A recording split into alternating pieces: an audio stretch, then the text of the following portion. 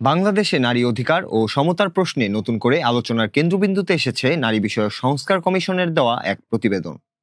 19 April প্রধান উপদেষ্টার কাছে জমা দেওয়া এই প্রতিবেদনে 423টি সুপারিশ করা হয়েছে, যার মধ্যে কিছু সুপারিশ ঘিরে সৃষ্টি হয়েছে তীব্র বিতর্ক। বিতর্কের মূল 3টি সুপারিশ হচ্ছে সব ধর্মের নারীদের জন্য অভিন্ন পারিবারিক আইন, উত্তরাধিকার আইনে সমান সম্পত্তির অধিকার এবং যৌনকর্মীদের শ্রমিক হিসেবে স্বীকৃতি।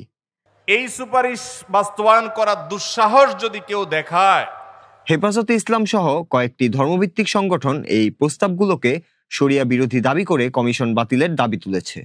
হেফাজত জানায়, নারী সংস্কার কমিশনের সুপারিশ ইসলামী মূল্যবোধের পরিপন্থী।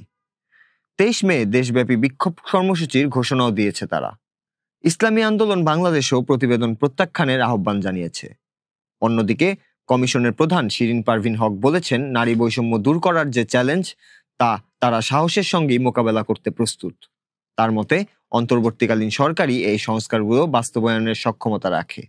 প্রতিবেদনে সংসদে নারীর সরাসরি নির্বাচিত আসন বাড়িয়ে 600 করার প্রস্তাবও এসেছে।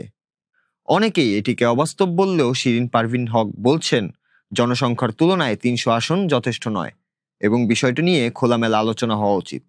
কমিশনের সুপারিশ অনুযায়ী সব ধর্মের নারীর জন্য পারিবারিক আইনে সমান অধিকার নিশ্চিত করতে অভিন্ন আইন চালুর প্রস্তাব রাখা হয়েছে, যদিও সেটি ঐচ্ছিক রাখার কথাও বলা হয়েছে।